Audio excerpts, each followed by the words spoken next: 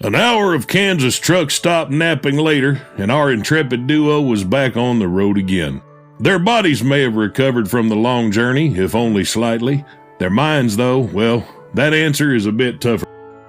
Well, we finally made it to Denver. 1 hour of sleep helped nothing at all, but it's bright out now, so that's cool. I like that.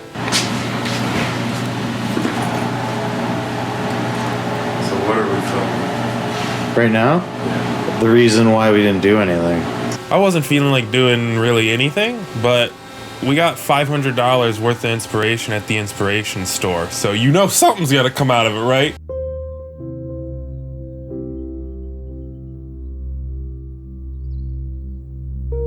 Isopropyl alcohol, which is a bit more gentle and good for cleaning things like the brushes and the commutator. So what I think we will do is go back a few stages and take the rotor out over the motor. Even if you don't knock any wires off, it does make it run more smoothly. And if you don't get an accurate quarter by 90 degrees or any angle, as long as they're all the same, you should find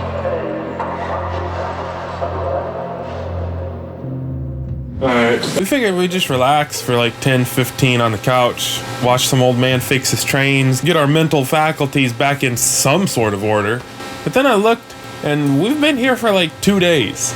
The cameras have just been aimed at us, recording the whole time. Memory card's almost full. Just been watching this old man fix his trains for 2.5 days. We only got the B&B for 3. Now obviously, we're stuck in a loop. An inspiration loop. These things happen, they're quite common. You just gotta break out of them. So Butterboy Braden, in his attempt to break us out of our $500 inspiration loop, walked as far as the kitchen and grabbed the first thing he found. What's your idea? You wanna eat this butter? Why would I want to eat this butter? For a bit? What kind of a bit is that? It's a bit where you eat butter. Jokes that I'm just eating butter? Yeah. You think that would get views? So I decided maybe instead of whatever the fuck ideas he had, maybe we just go for a walk and see what Denver had to offer. Get some drones, buddy. Get some inspiration. And not fucking eat butter.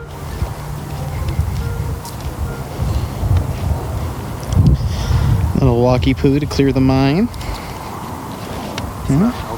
That's not helping. All I wanted to do at this point was leave Denver. Clearly we're not getting anything done here. We may as well just cut our losses and leave. Well, we were running low on funds. We bought a lot of inspiration. Like, a lot of inspiration. The original plan, here, check this out. We were gonna go straight through the Rocky Mountains, get to Vegas, and we'd be in Cali before Shepard even knew we were thinking about abandoning him. However, I've never driven in snow and ice. Bret's never driven in snow and ice, although his confidence levels would make you think otherwise. And just so happens, it had started snowing on the pass through the mountains to Vegas. We had to find some way to get some money. Our next plan was to go to Vegas and bet it all on black, get our money back, head to Shepard, get to our boy, see the ocean. But Braden wanted to play it safe. So I suggested maybe we take a little detour down to Santa Fe. You know, we weren't planning on going there, but you know, who doesn't like Santa Fe? It's southerner, it's south, it's more south, it's warmer, you know, it's desert. Game of Thrones was written there. Other stuff, I'm sure, but there's most certainly not snow.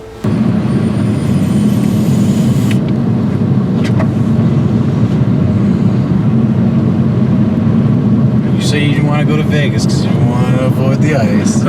Okay, yeah.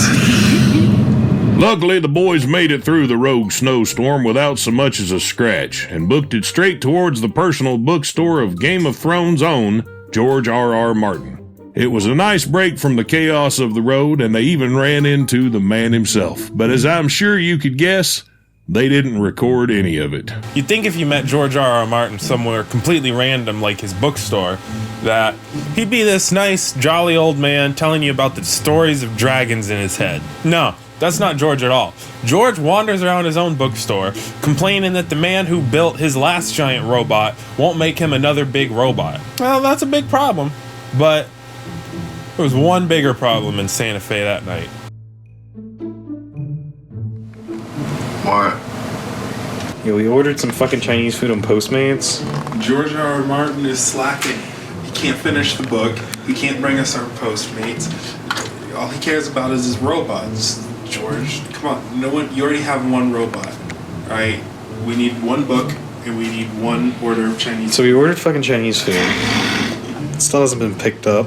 We thought that we escaped Denver, which was the Mile High City, and it's actually Santa Fe. That's where we're at. It's like 2,000 more.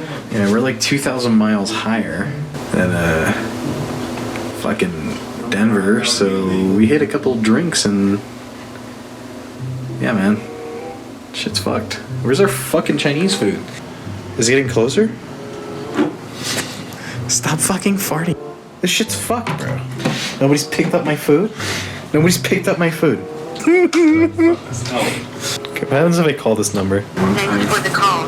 Let us know if we can help you in any way during your development. What the fuck?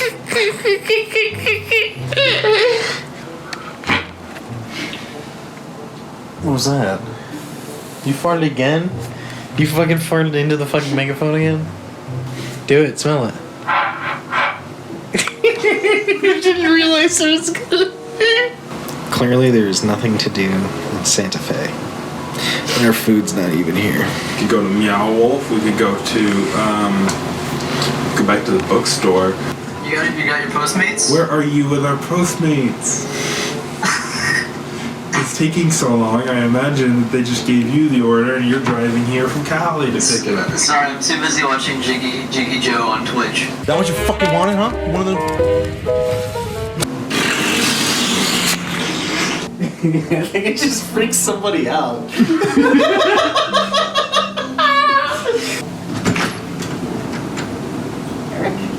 Hey, bro. Hey, how's it going? Good. We're having a tropical heat wave. Yeah, buddy. Now we flip it over to the food review cam after those shenanigans. We've got sesame seed chicken. Good food, lady. After hours of pain, we finally got our food. I was ready to just pass out and head home in the morning. As far as I knew, we only had enough money to get us home, so. Braden wanted to cut his losses. He wanted to go home, call the trip there. But I was still cooking up a scheme, you see. Yeah, we got up and I got in the car and I was ready to go home, but next thing I know, Bret's burning fuel in the wrong direction. Being in Santa Fe, I knew we were right by Albuquerque. So I made a few calls. Hello? Who's this? How'd you get this number? Blue Rock candy? I don't have any Blue Rock. Oh, I get what you mean now. Send your boy over, I'll hook him up. Bret told me this dude sold candy, and he was gonna give me some candy for a roll of hundreds. And then Bret was gonna do some boozy stuff, and then that candy was gonna get us to Shepherd. I didn't question. Why would you even put that on the dash? That makes no logical sense. If that was actually candy, it would melt. What do you mean? This is where my knowledge of our finances starts to kind of go out the window. As far as I knew, we were basically broke. Hundreds of miles from either of our homes. Bret drove over to this hot dog place. I figured he wants a hot dog. What can he do? Man wants a hot dog. Then he told me to sit in the car while he took some of the rock candy, went around back, and then came back with some cash. I don't know how that works, but that was enough to get us lunch at least. Bret got himself a hot dog. I don't like hot dogs, but he seemed to think it was pretty good. Here's a good hot dog. Me? I just wanted to sit down and eat some chicken. Took a shit in Los Pollos Hermanos, and I left my phone in the bathroom. The fucking firefighters, they were watching me. Nice kid. The fucking firefighters, they were sitting there watching me. Now, what you may have just heard was firefighters. Well, what I heard was police officers. And I was not about to take any chances of ending up in jail in Albuquerque. So I did the only logical thing to do and save the day. So the delusion didn't wear off Braden in Colorado, and he thought I said something I didn't, and decided to toss the rock candy out the window, which was, you know, all of our money. I don't know what this rock candy is, but I'm starting to get the feeling that it might not be exactly legal, so I wasn't taking any chances. We still had some money from the sale of the rock candy, so I said we need to get a lawyer, and we need to clean this car. This car is filthy. Well, we were gonna get a lawyer, but it seems like he might have skipped town a few years ago. Not only that, it's a bar now. It seems like they're closed indefinitely. That's closed. You want to get a zoom in on the inside? Closed. Yeah, that's Pepsi closed. Signs is on.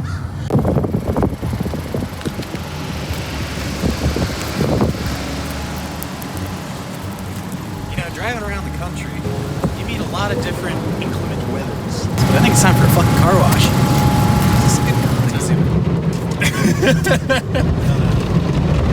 We're at the Breaking Bad car wash. Yay! It's great here. Sorry, gotta yell.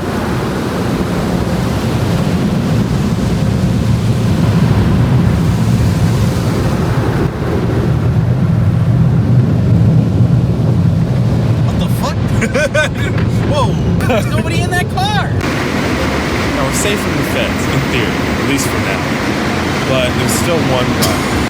We knew we couldn't do it to him. If we didn't show up, Shepard was gonna cry. And as funny as that would be, if we're not there to film it, is it even funny at all? So I had to come up with another plan. And luckily I knew where some buried treasure might be. Because we Googled it. The boys burned rubber and what remained of their fuel about an hour due west of Albuquerque, where they were sure there was no way they wouldn't find enough buried drug money to make them rich. However, what they had failed to consider were the facts that Breaking Bad is a fictional television show. What they were sold was, in fact, just plain old blue rock candy. And most importantly, that Walter White's buried treasure was leading them straight into the middle of a local Navajo reservation. We're looking for a place to cook. There's dogs everywhere, they're all looking at me. Oh, jeez. Don't run, don't do it, don't do it, don't do it, don't do it. Ah, you little fucker. Before any more dogs could try to trick them into inadvertently creating some sort of Navajo John Wick situation, Bret and Braden decided to cut their losses and head back to Dallas to lay low for a while they let those non-existent federal investigations blow over. Finally, made it home. My home anyway, but that's kind of all that matters. Of course, I wanted to lay low and let any potential heat blow over. While we were laying low, Bret got real into the JFK conspiracy, so finally I just said, you know what, whatever, we'll go. We'll go check out where they killed him. Finally, I made it to Dallas, where Braden's from, and he finally took the wheel. Because it was his car. I wasn't gonna fucking let him drive mine. You see how fucking itchy he gets whenever he's sitting in the passenger seat? You think I'm gonna let him drive my car? No. Why do you have a light bulb in your car? I had a bulb in my pocket, and I got off work, and I went, oh. And how long ago was that? 2 years. So we're going to the grassy knoll? We're going to the grassy knoll. We're going to where it all began. The conspiracy. I want to see if you can make the shot. You know, I'm a big conspiracy guy. You know, I like to see if conspiracies could be true. You know, a little fun thinking about this and that. One of the big ones, you know, is JFK. I had to find out. Could I make that shot? Could I make both? Want to go see where they killed JFK? Sure. Oh, this is it. Oh, shit. That X right there? Oh, no. So where do they say it was done? Where's the library? This is apparently where the second shooter was supposed to be. This is where the conspiracy theory shooter was. And then that over there. The red building. The one over there. Yeah. Ah, that's a shot you can make. No, that's definitely a shot you can make. Definitely a shot you could make. But two shots that quickly? Right there, that's also a shot you could make. Well, no, yeah, that's kind of given. That's the conspiracy. I mean, this is pretty much all there is to it. It's just where they shot him. Huh. It's kind of weird that they're like, that's where it was. Don't forget. This is a little weird that they mark it on the ground. Yeah, it's a little weird. But it's like a hit marker. Hey. Like a... Damn, is that a Crown Plaza? What's a Crown Plaza? Crown Plaza's a pretty shitty fucking hotel chain. Bret kept asking me to show him around Dallas, but between us, I never really get out of the house. Like at all. I figured if we went up to the top of the tallest building in Dallas, that might give me some sort of bearing and I could kind of figure out what to do next. Only problem was, I don't know how to get to the building? What am I gonna do? Tell Bret I don't know my way around my own city? Braden, we're down here in Dallas. Can you tell me what's going on? It's Dallas. You gonna record me, I'm gonna record you. I ain't gonna let none of these cameras surveil me without being surveilled. Holy shit, it's a train!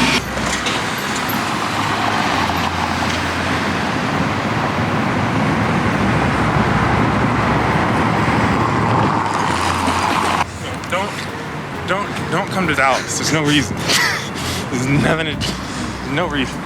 Is this the courthouse? Where are we going now? That's the courthouse. Jesus Christ, that's a castle. Oh, when I got ordained as a minister, I had to come down. You're an ordained minister? Yeah. You can marry people? I can. Why do you have that power? Because. How did you get that power? The internet.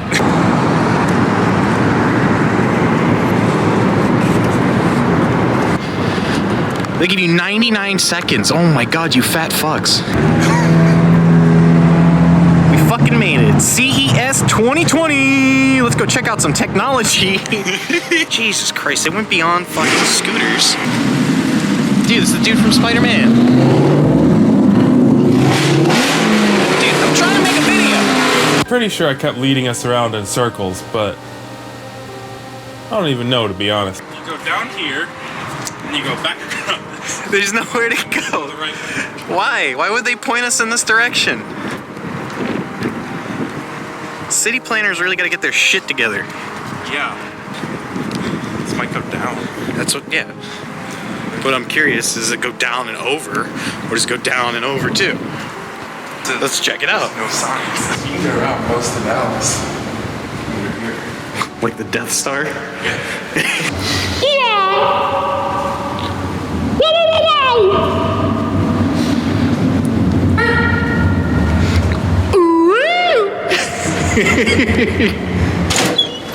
Oh, so what happens if you're stuck down here after 10 p.m.? Does everything just lock you out?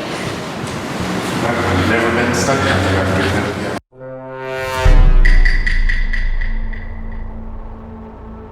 Well, that about does it for this here tale of adventure. Can't say I've ever seen anything quite like it before myself, nor can I say that I ever particularly wanted to. What I can say is that the boys wanted me to let you all know that, they're still stuck down there, locked deep in the bowels of the Dallas Underground. Must be they locked those doors up when the whole pandemic thing kicked off.